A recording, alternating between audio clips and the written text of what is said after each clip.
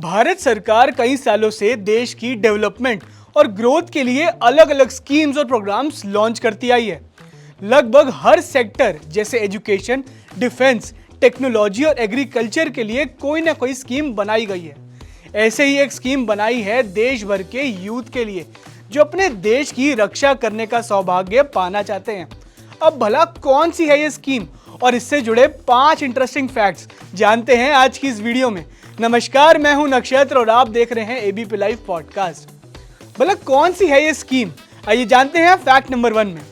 भारत सरकार की इस योजना का नाम है अग्निपथ योजना, जिसे 14 जून 2022 को अप्रूव किया हुआ था और सितंबर 2022 में इसे इंप्लीमेंट किया गया।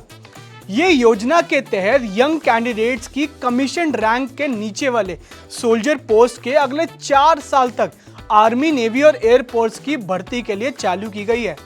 इन कैंडिडेट्स को पहले 6 महीने ट्रेनिंग दी जाती है। बाद में इसमें से बेस्ट कैंडिडेट्स को सेलेक्ट किया जाता है, जिन्हें अग्निवीर का टाइटल दिया जाता है। क्या है क्राइटेरिया अग्निवीर बनने का, आइए जानते हैं फैक्ट नंबर 2 में। अग्निवीर जवान बनने की उम्र 17.5 से 21 साल है। इसके लिए क्लास 10 तक की क्वालिफिकेशन मांगी गई है। अग्निवीरों की भर्ती साल में 2 बार होती है। मेडिकल को छोड़कर हर कैडर में अग्निपथ वीरों को भर्ती किया जाता है। अनुशासन या किसी दूसरे कारण से अग्निवीर की सेवा कभी समाप्त नहीं की जाती। अग्निवीर सैनिक 4 साल से पहले सेवा नहीं छोड़ सकते। किसी इमरजेंसी में अगर उन्हें सेवा छोड़नी पड़ती है तो उन्हें ऑफिसर इन कमांड की परमिशन लेनी पड़ेगी। अग्निवीरों को पेंशन, ग्रेचुटी, कैंटीन और रिटायरमेंट के बाद मिलने वाली सुविधाएं भी दी जाती हैं। यदि आप अग्निवीर की पोस्ट से रिटायर होते हैं तो आपको बहुत से फायदे मिलेंगे। क्या है वो फायदे, आइए जानते हैं फैक्ट नंबर 3 में। यदि आप अग्निवीर बनकर रिटायर होते हैं तो हमारे पास 12 लाख की पूंजी होगी, जिससे हम अपना कोई रोजगार खोल सकते हैं और हमें आसानी से लोन भी मिल जाएगा। कई राज्य सरकारों ने अग्निवीरों को नौकरी देने का आश्वासन तो दिया ही है, साथ में केंद्रीय पुलिस बल, असम राइफल्स और अन्य दूसरे बलों में भी अग्निवीरों को प्राथमिकता देने की बात की गई है। आपको रिटायरमेंट के बाद अग्निवीर स्किल्स सर्टिफिकेट भी मिलेगा, जिसके कारण दूसरी और नौकरियों में भी आपको प्रायोरिटी मिलेगी। और अंत में जब आप अग्निवीर से रिटायर होकर बाहर आएंगे तो आप एक डिसिप्लिन्ड और फोकस लाइफ जी रहे होंगे, जो आज के यूथ के लिए एक बहुत इंपॉर्टेंट फैक्टर है। ड्यूटी पर अगर अग्निवीर घायल या शहीद हो गए तो उनके परिवारों को क्या बेनिफिट्स मिलेंगे, आइए जानते हैं फैक्ट नंबर 4 में।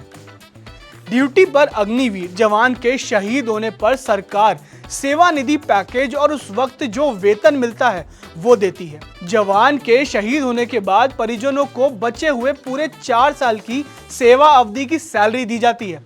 अगर कोई अग्निवीर जवान ड्यूटी के दौरान दिव्यांग हो जाता है तो उसे दिव्यांगता के स्तर के आधार पर मुआवजा भी दिया जाता है। अगर कोई अग्निवीर जवान 100% दिव्यांग हो जाता है तो उसे 44 लाख रुपए, 75% दिव्यांग होने पर 25 लाख रुपए और 50% दिव्यांग होने पर 15 लाख रुपए की नगद इनकम दी जाती है।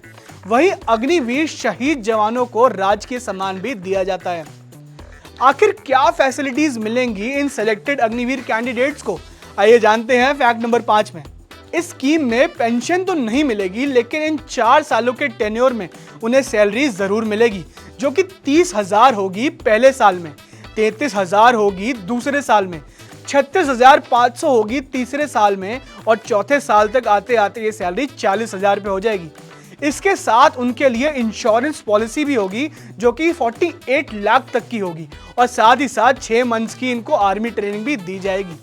तो आज की वीडियो में बस इतना ही। अगर इन्फॉर्मेशन अच्छी लगी हो तो वीडियो को लाइक, कमेंट, शेयर करें और सब्सक्राइब करें एबीपी लाइव पॉडकास्ट को।